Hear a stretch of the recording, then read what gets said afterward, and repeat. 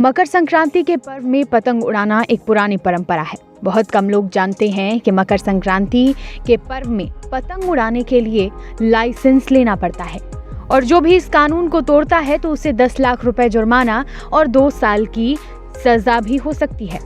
ये तो आप सभी जानते हैं कि चाइनीज मांझे से पतंग उड़ाना जुर्म है, लेकिन क्या आपको पता है कि पतंग उड़ाने के लिए भी लाइसेंस जरूरी होता है? और इससे भी ज्यादा चौंकाने वाली बात कि इंडियन एयरक्राफ्ट एक्ट 1934 के अनुसार पतंग को एयरक्राफ्ट की श्रेणी में शामिल किया गया है।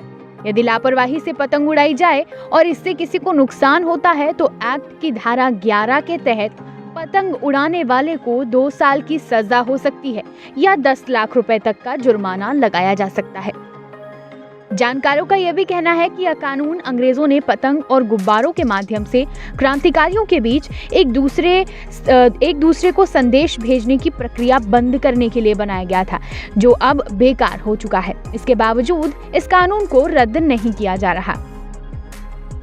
एक्ट की शुरुआत में लापरवाही से पतंग उड़ाने पर 6 महीने की सजा और 1000 रुपए जुर्माने का प्रावधान था। 2008 में इसमें संशोधन कर 2 साल की सजा या 10 लाख रुपए का जुर्माने का प्रावधान किया गया। हालांकि कानून के जानकारों का यह कहना है कि एक्ट में आज तक किसी को भी सजा नहीं हुई है। एयरक्राफ्ट कानून 1934 के तहत धारा 2 में है कि वायुयान का मतलब ऐसी कोई मशीन से है जो वातावरण से वायु की प्रतिक्रिया द्वारा ऊंचाई प्राप्त कर सकती है।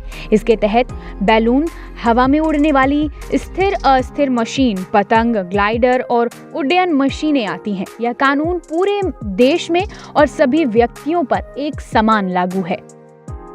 बता दें कि न केवल भारत में बल्कि दुनिया में और भी कई जगह हैं जहां पर पतंगों को लेकर नियम बनाए गए हैं। पूर्वी जर्मनी में बड़ी पतंग उड़ाना बैन है क्योंकि इनकी मदद से लोग बर्लिन की दीवार फांदकर पश्चिम जर्मनी में दाखिल हो जाते थे। 1760 में जापान में पतंगबाजी बैन कर दी गई थी क्योंकि इससे काम प्रभावित होने लगा था और 78 तरह के नियम थाईलैंड में पतंगबाजी को लेकर बनाए गए हैं। हैरानी की बात है कि जिस पतंग को लोग मकर संक्रांति के पर्व पर अपनी खुशी जाहिर करने के लिए उड़ाते हैं और उत्साहपूर्वक इस पर्व को मनाने की परंपरा बरसों पहले से चली आ रही है, उस पतंग को लेकर हमारे देश में कानून भी है।